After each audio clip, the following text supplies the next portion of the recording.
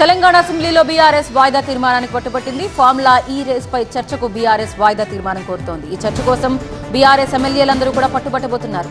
ఇప్పటికే అసెంబ్లీకి కేటీఆర్ బయలుదేరారు. మరి చర్చకు రెడీ అవుతారా లేదా అటుపక్క నుంచి కూడా చూడాల్సిన అవసరం కనిపిస్తోంది. మొత్తం మీద బీఆర్ఎస్ నాయకులందరూ కూడా ఎలా అయినా ఈ చర్చకు పట్టుబట్టి తీరుతామని అంటున్నారు.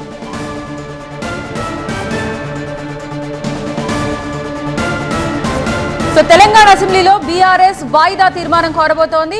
ఫార్ములా ఈ రేస్ పై చర్చకు బీఆర్ఎస్ వాయిదా తీర్మానం కోరే అవకాశం కనిపిస్తోంది. ఎట్టి పరిస్థితుల్లోనూ చర్చ చేపట్టాల్సిందే అంటూ డిమాండ్ చేయబోతోంది బీఆర్ఎస్. ఇప్పటికే కేటీఆర్ అసెంబ్లీకి బయలుదేరారు ఇదే వ్యూహంతో.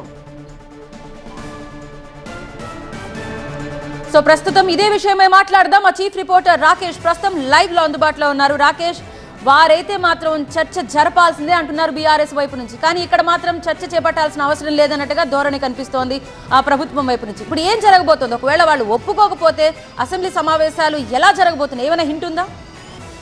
ఫార్ములాకి ఒప్పుకోకపోతే కనుక బీఆర్ఎస్ ఆందోళనకు సిద్ధమవుతుంది. ఈరోజు వాయిదా తీర్మానం ఇవ్వబోతున్నారు. వాయిదా తీర్మానంలో ప్రభుత్వం చేసినటువంటి ఆరోపణలపై చెప్పుకునేటువంటి అవకాశం ఇవ్వాలి. అసత్య ఆరోపణలు చేస్తున్నారు, బేస్లెస్ అలిగేషన్స్ని ముందు పెట్టి ఒక కేసుని ఫ్రేమ్ చేశారు. వాటిపైన అసెంబ్లీలో చర్చ జరగాలి. అసెంబ్లీ నడుస్తున్న సమయంలో ఇలాంటి ఆరోపణలు చేస్తున్నప్పుడు ఖచ్చితంగా సభలో చర్చించాల్సినటువంటి అవసరం ఉంటుంది. 4 కోట్ల మంది ప్రజలకు అసలు ఏ స్కామ్ జరిగింది, అందులో మనీ ట్రాన్సాక్షన్ ఎక్కడికి పోయింది, ఎక్కడి నుంచి ఎలా జరిగింది, ఎందుకు జరిగింది, అవినీతి ఎక్కడుందనే విషయాలు మాకు చెప్పుకునేటువంటి అవకాశాన్ని కల్పించాలని కేటీఆర్ ఇంతకు ముందే ముఖ్యమంత్రి రేవంత్ రెడ్డికి లేఖ రాశారు. బీఆర్ఎస్ ఎల్పీ నుంచి ఎమ్మెల్యేలందరూ కూడా స్పీకర్కి లెటర్ రాశారు. స్పీకర్ని కలిసి కూడా కోరారు. ఈ రోజు వాయిదా తీర్మానం కూడా ఇచ్చారు. వాయిదా తీర్మానం రాకేష్ వాళ్ళు అదే అడిగారు. మరి అలాంటప్పుడు బీఎస్సీలో ఎందుకు దీనిపై ఒక ప్రతిపాదన పెట్టలేదు? నిజంగా ఒకవేళ చర్చించాలనుకుంటే అన్నారు. మరి ఎందుకు పెట్టలేదు వాళ్ళన్న మాట కూడా వాస్తవమే కదా. బీఏసీ రోజు కూడా బీఆర్ఎస్ పార్టీ 15 రోజులు అసెంబ్లీ జరగాలి, 15 రోజుల పాటు అనేక చర్చలను తీసుకోవాల్సి ఉంటుందో అంటూ చెప్పారు. అప్పుడు ప్రభుత్వం బీఏసీ అంటే కేవలం అడ్వైజరీ కమిటీ మాత్రమే, మీరు సలహాలు మాత్రమే ఇవ్వాలి, ప్రభుత్వం ఏం చేయాలో అది చేసుకుంటూ వెళ్తుందంటూ సమాధానం చెప్పారు. దానికి బీఏసీ నుంచి బీఆర్ఎస్ ఆ రోజు వాకౌట్ చేసింది. ఆ రోజు బీఎస్సీలో సగం టైం మాత్రమే ఉన్నారు. వీళ్ళు పెట్టినటువంటి డిమాండ్లకు కానీ వీళ్ళు చేసిన ప్రతిపాదనలకు కానీ బీఎస్సీలో ప్రభుత్వం ఒప్పుకోలేదు, స్పీకర్ ఒప్పుకోలేదు. కాబట్టి ఆ రోజు అక్కడ నుంచి వాళ్ళు వాకౌట్ చేసి బయటకు వచ్చారు. వాకౌట్ బీఎస్సీ ఏర్పాటు చేసిన రోజు కాకుండా ఆ తెల్లారో ఎక్కువ ఆరోపణలు వినిపిస్తున్నాయి, కేసు పెడతారనే ప్రచారం వినిపిస్తుంది.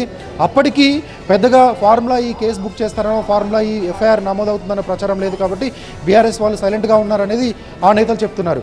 ఈరోజు ముఖ్యంగా శాసనసభ షెడ్యూల్ చూసుకున్నట్టయితే మార్నింగ్ సెషన్ హౌస్ స్టార్ట్ అవ్వగానే పొంగులేటి శ్రీనివాసరెడ్డి, మంత్రి పొంగులేటి శ్రీనివాసరెడ్డి భూభారత్పై స్పీచ్ మొదలు పెడతారు. భూభారత్పై ఆయన నిన్న బిల్లు ప్రవేశపెట్టారు. ఆ బిల్లు గురించిన కీ ఫీచర్స్ ఉంటాయి. దాంతోపాటుగా ప్రతిపక్షాలు ఇచ్చినటువంటి అమెండ్మెంట్స్ని తీసుకుంటున్నారా లేదా ఉంటుంది.